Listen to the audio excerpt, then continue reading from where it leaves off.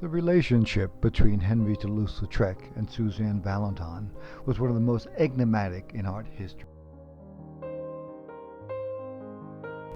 Lautrec was the future count of the House of Toulouse, while Valadon was a daughter of a laundry-maid.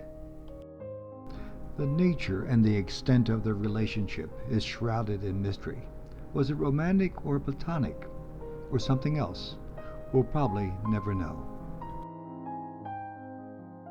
After their breakup, neither had much to say about the other. Valadon acknowledged their relationship, which was more than Lautrec ever admitted. Toulouse-Lautrec came to Paris in the spring of 1882 to study at the studio of Léon Bonnat. He was only 17 and for the first time away from the protective embrace of his family. We think of Lautrec as something of a bon vivant, but when he first came to Paris, the impressions of him are more as a shy, insecure young man.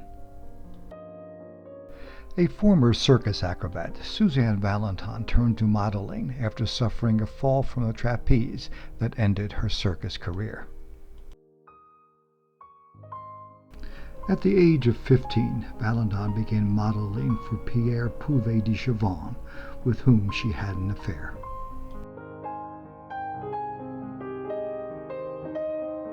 She was also the model for some of Auguste Renoir's most famous pieces, and his lover for a short time. Despite her popularity as a model, Valadon secretly harbored the notions of becoming an artist herself. Lautrec and Valadon probably met when Lautrec first arrived in Paris. Both lived in Montmartre, a small bohemian art community in Paris. Parties were rampant and both enjoyed a good party. The actual evidence of a relationship between the two does not appear for another 5 years, when Valadon posed for two of Lautrec's paintings he showed in a small 1887 exhibition organized by Van Gogh.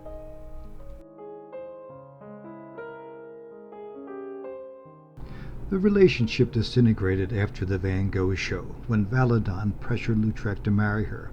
When he refused, Valadon moved her attention to a new mentor, Edgar Degas.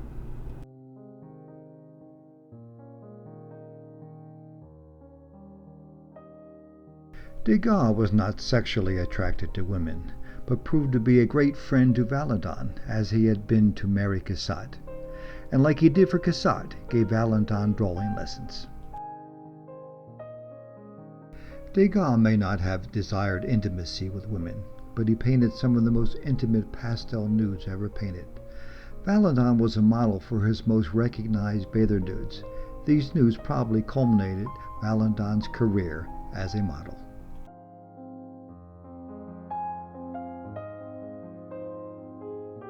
Degas was impressed with Valadon's drawings and encouraged her to concentrate on her art. Valadon's son Maurice was an early and probably reluctant model. He grew up to be a gifted artist, but a seriously disturbed person. Modeling nude for his mother certainly could have contributed to his problems.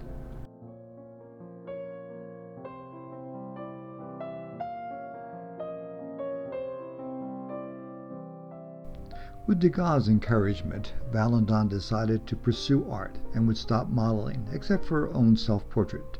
Degas would even pressure his own gallery to give Valadon her own show.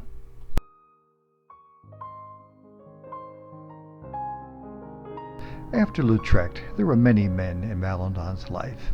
She was to marry twice, but her great love was André Utter, who was introduced to her by her son.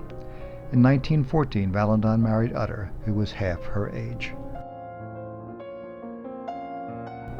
Perhaps Valadon was Lautrec's great love, or as close to love as he could experience. Although he was to have many female friends from his artistic and theatrical circle, there was never any romantic involvement.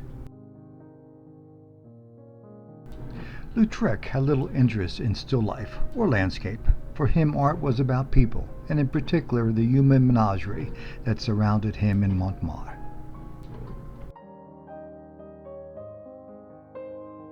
Probably his greatest contribution to art history was his elevation of lithographs to a recognized art form. As one of the great historic lithographers, he created hundreds of lithographs, many of them of theatrical posters for the Paris stage. Although Valadon is often overlooked today, she was the most respected woman artist on the Parisian art scene and was the first woman painter admitted to the National Society of Beaux-Arts. Her work was distinctive and may be best described as psychological expressionism, with much of the work devoted to sexual themes. She was the first major female artist to emphasize female nudes in her work.